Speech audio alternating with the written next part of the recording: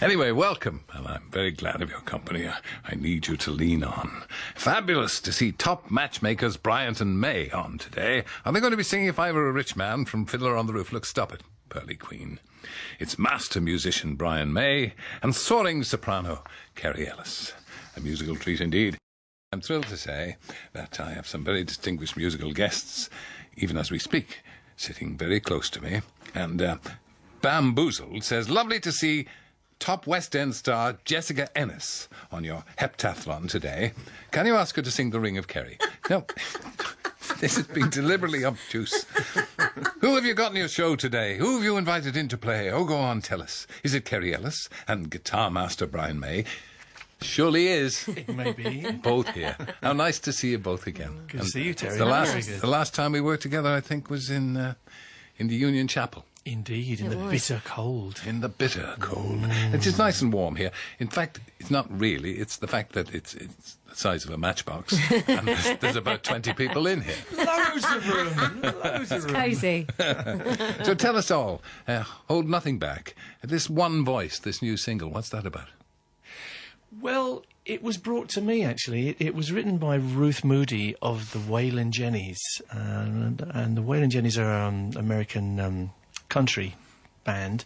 But the song really got to me because it's about using your voice. And if you use your voice and you combine with someone else who's not afraid to use their voice, then eventually it adds up to something great. And actually, to me, it was absolutely perfect for the run-up to the election because so many people were saying, oh, don't let's bother to vote, and it was saying, no, you have a voice, use it. So Kerry and I did a version of it, which I'm very proud of, actually, and we put it out as a kind of anthem for that, which was great, but it actually meant at the time that no one was allowed to play it on the radio because it was viewed as a political song, although it wasn't really. It was like politically neutral in a sense. But, yeah, I love the song. But we're not going to play that for you right now, are we? No, you're not, because you've suddenly decided you're not going to bother playing it. Well, we will play it You were later always on. difficult, Brian. I know, yes. Well, we could sing Happy Birthday to you, though. No, don't. Isn't it your Don't. birthday tomorrow? We heard a rumour. We're trying to keep that a well-kept secret. Yes. A little bird told me it's your birthday tomorrow. How fortuitous was that, says this letter. A reminder to put my sprouts on in time for Christmas. I turned out to be good for something in the end. So, it's been a few years since you met. 10 years ago, is it? I think it's even longer, isn't it? 12 or 13 years since Kerry went into We Will Rock You and created the part of Meat. Yes, we've done a lot of stuff over the years. Of course, we're both fairly busy, so we don't get that many windows. Have you had a lot of satisfaction watching Kerry's career grow? Yeah, I mean, it was meant to be. She's an amazing performer, I think unique. And yes, it was meant to be. She's now getting some recognition. And have you, Kerry, watched his career grow? Absolutely. And are you pleased with it? He's doing very well. He is has a doing lot well. of promise. No, he's fabulous. Yeah. Yeah, of course I'm proud. Do enough people call you doctor?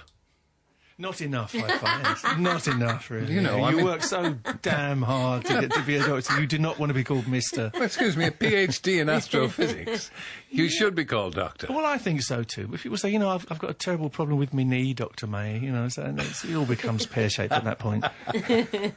Yeah. Now, you starred in a variety of West End shows, obviously, and then you decided to lower your sights and accompany Brian. Well, yeah, I mean, our careers, or my musical career, has kind of run alongside the music that I've been doing with Brian. So I've kind of had this parallel career, and I've been doing just a bit more of that in the last few years, which I love. Yeah. I love. And you met at a performance of My Fair Lady. Yeah, We did. I we went didn't to actually see meet, though. Brian came in to see the show, and I didn't actually know that he was in the audience until after, and then I got... Well, he's hard to see Of course. in the audience. He's hard to pick out. Yeah, really. I know. I should have known, shouldn't I? Yeah. And then he asked me to audition for We Will Rock You, which I did 7 times. And did you eventually pass? I did. Apparently, yes. I don't remember this 7 times. I don't think I was there. It's funny the Opening things showcase as far as I was people concerned. resentfully remember. Yeah, 14 years later, 7 times. Now, you're going to sing 2 songs for us. We are indeed. We thought, first of all, it would be a good idea if you did I Who Have Nothing, which is really Lovely. a magnificent song. Thank you. It's a wonderful song. It is an Italian song in the beginning and was adapted to be an English song. And that's how we came to it, because we do a lot of stuff in Italy. But a very dramatic song, and we do it absolutely plain, simple, cut down. So every word and every syllable and comes across to you, I think. So this is how we do it. Do you mind if I lie down? It might be a bit emotional for you, Terry, I don't know.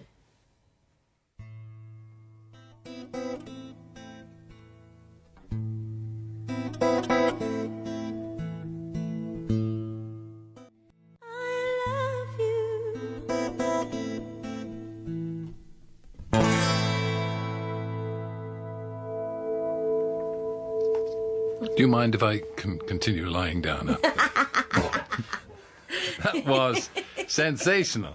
Beautifully played, beautifully sung. We'd expect nothing less from both of you. Good. And, there's somebody getting behind you there now. Somebody's stealing your guitar. Yes, it has to be tuned rather differently for the next one. Oh, I see. Yeah, well, we have a treat in store because there's going to be one voice. But let's go back, because in 2008, the pair of you sang at the Royal Variety performance. Do you remember that? Yes, I do. It was quite traumatic, actually. Was it? Well, we did it totally live, which is actually quite rare, and it was the Well, you've very just done fir- this live. Well, that's totally live, obviously. That's 'cause It was only the radio, of course. And yes, it was at that point quite a stretch, really. And we had a wonderful young drummer, and it was his first public appearance, really. It was Roger's son, Rufus, who was an amazing drummer, but he was petrified. He was like 17 at the time, wasn't he? I think Yeah. 17, 18. Amazing. But he went on and absolutely killed it. He's he was absolutely fabulous. amazing. So- And then another little signpost in 2013, your live album, Acoustic by Candlelight. Indeed.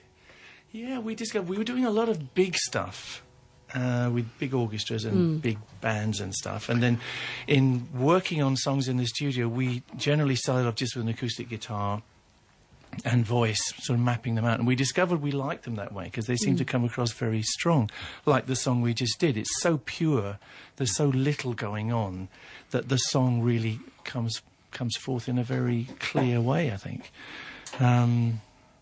So we decided to take it out on the road, and it was a very nice experience. We were very intimate with the audience.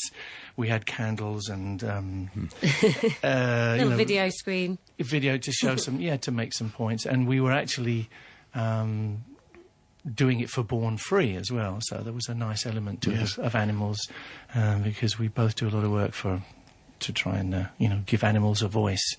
So the whole thing came together, and it was the Acoustic by Candlelight Born Free tour, I guess. Yeah, I remember, but that was why you came on the Union Chapel. Exactly. Sing for us. Yeah.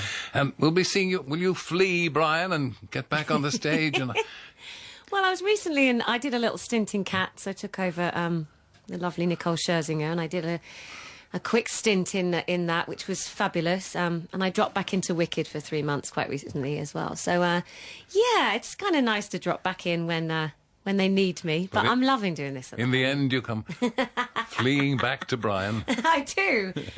Yeah. Well, I really enjoy this because we get to be expressive. I get to be myself, and it's just really enjoyable. I absolutely love it.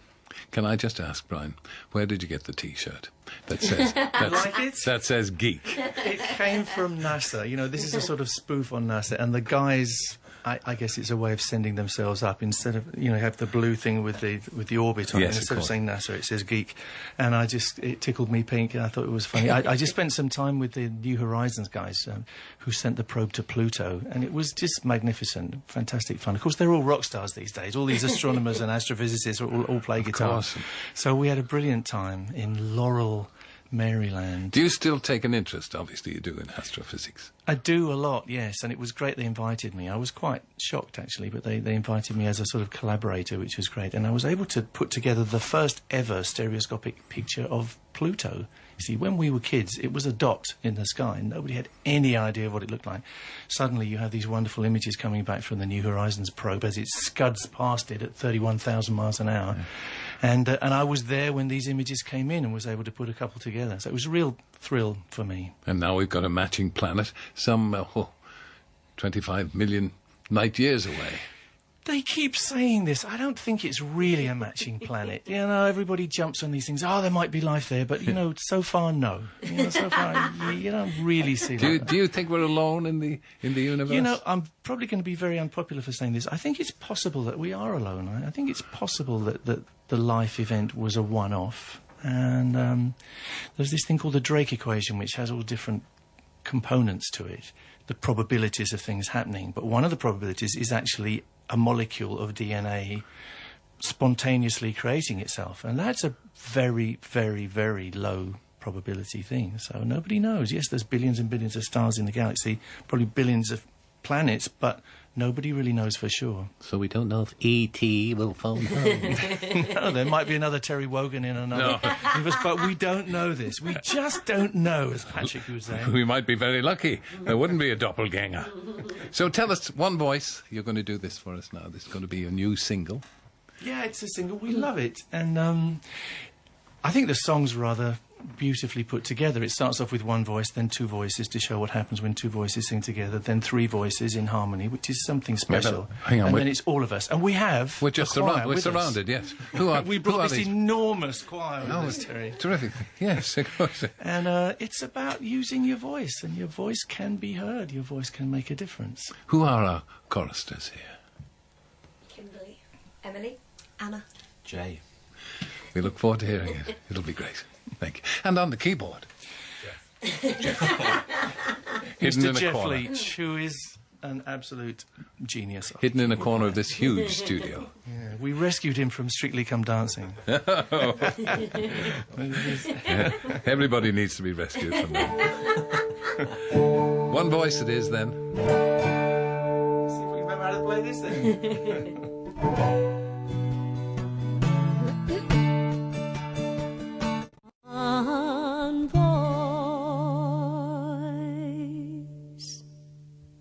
That was lovely.